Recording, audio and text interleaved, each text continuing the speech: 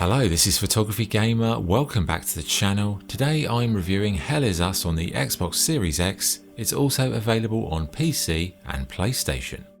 Hell Is Us is an action-adventure game developed by Rogue Factor and published by Nacon. You play as Remy, a stoic character who returns to the war-torn country of Hadia in search of his family. So what is the game like to play? Well, Remy's journey is a mixture of three different things: exploration, combat and puzzle solving. In terms of exploration, it's worth pointing out that Hell Is Us does not feature a map of any form and you've got no markers to follow. You're very much on your own in a strange country as you have to navigate the terrain, memorize your route and keep focused on the task at hand. Thankfully, the game features quite a few characters in the game world that you can talk to. These NPCs have multiple topics to discuss, from story-centric subjects to the more overarching lore surrounding the country of Hadia and the two different warring factions. Now, you don't have to delve into every strand of the conversation, but if you do, you'll find out key information about different secrets about the terrain, but more importantly, it paints a picture of what the country has actually gone through. Now, let's begin. How did you get into Hadia? The Yellow Brick Road. The roots of hatred run deep and far across Hadia. This isn't the first time we've been caught in a perpetual cycle of violence. I've been to some fucked up places around the world, but this place redefines insanity. For me, these characters really helped flesh out the backstory, but also the current setting. And what a setting it is. This is definitely not a game for the faint-hearted. It touches on hard-hitting subject matter like civil war, genocide, and the unforgiving life of being a civilian in such an environment. Hadia genuinely feels like a war-torn country divided by religion and historic grievances.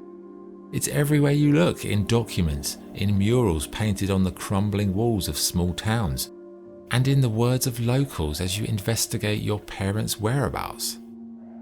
It's quite a bleak and depressing game, and for anyone looking for light relief, you are not going to find it here, let me tell you. Anyway, back to the exploration. Orienteering is the name of the game, and you use your memory of landmarks to traverse the small open world areas. It may be challenging at first, but ultimately I found it to be quite a rewarding system that only adds to the sense of the adventure. These small open areas are separated by quite large distances, which is where your APC comes in. This vehicle allows you to fast travel between regions, or even do some research before venturing back into the fold. As you explore, you'll encounter hostile threats, but these aren't from either side of the religious divide in Hadia. No, your threats are called Hollow Walkers, who are these mysterious humanoids who roam the lands attacking you on sight.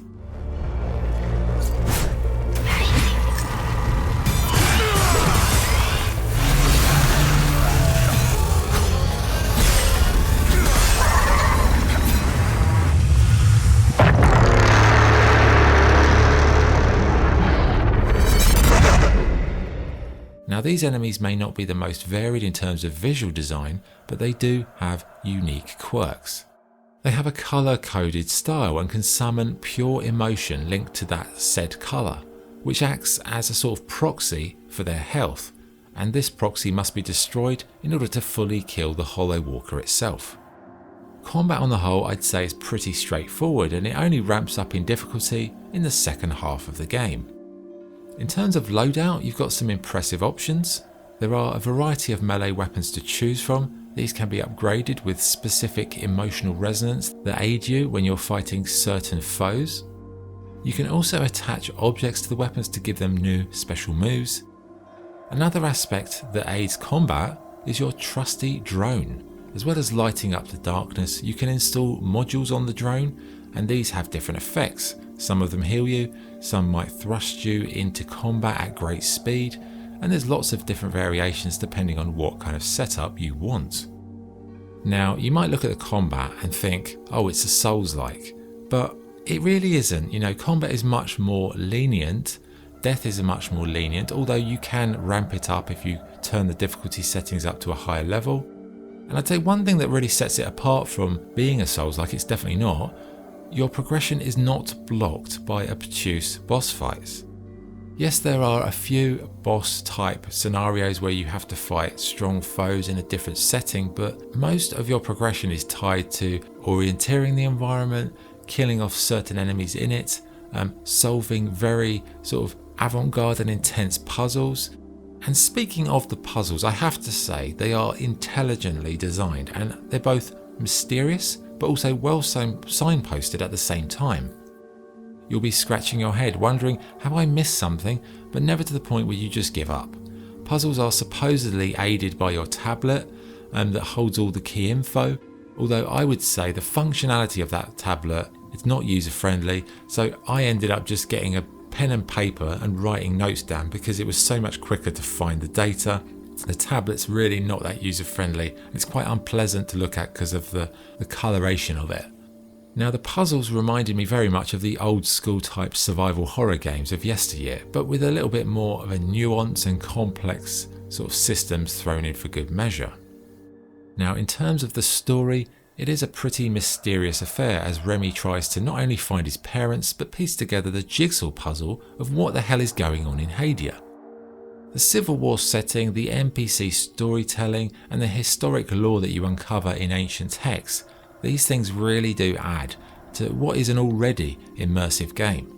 Saying that, perhaps Remy, the lead character, he's a little bit one-dimensional as a person, and there's several parts of the narrative that felt like they got left behind at different times, but in general I'd say the storytelling is very good indeed. In terms of graphics, the game looks fantastic in a sort of deeply disturbing way, of course. From the unsettling hollow walkers to the war-torn streets of Hadia, it creates a lived-in world full of visually memorable moments. I'd go as far to say it's one of the best conceptual art styles that I've seen in a long time, and is truly stunning in moments as you explore ancient sites full of just mysteries to unravel. Perhaps the tablet menu isn't effective, as I said, often making you reach for a pen and paper, but you know, it still is there if you can function it. The game also features a photo mode for budding photojournalists, and it's a pretty great game world to photograph if you want to do surreal photography or like reportage, you know, from war-torn streets, civilians caught in the middle, surrealistic hollow walkers. It's all very visually appealing, and if you're an artist who likes photographs, it's definitely going to have a lot of possibilities. Sound-wise, the sound design in this game is perfect. The musical soundscape is both unsettling but beautiful at the same time. Add to this the excellent voiceover work and some truly haunting combat sound effects that really do stay with you after playing. So in terms of both the visuals and the sound, it is pretty hard to find any fault here. Okay, what is the verdict? Hell Is Us is a unique and interesting video game that is tailored to a mature audience. It deals with some pretty dark subject matter, but also has a fascinating mystery entwined within the core story. The way it blends challenging exploration, interesting puzzles, and satisfying combat is something to be applauded. It kept me interested from the first moment to the last, and for anyone looking for an in-depth and rich gaming experience, Hell Is Us is something you should absolutely consider because it's very good indeed. Scoring, I would give Hell Is Us a 9 out of 10. That's the review. Thank you for watching. This is PG signing off. Cheers.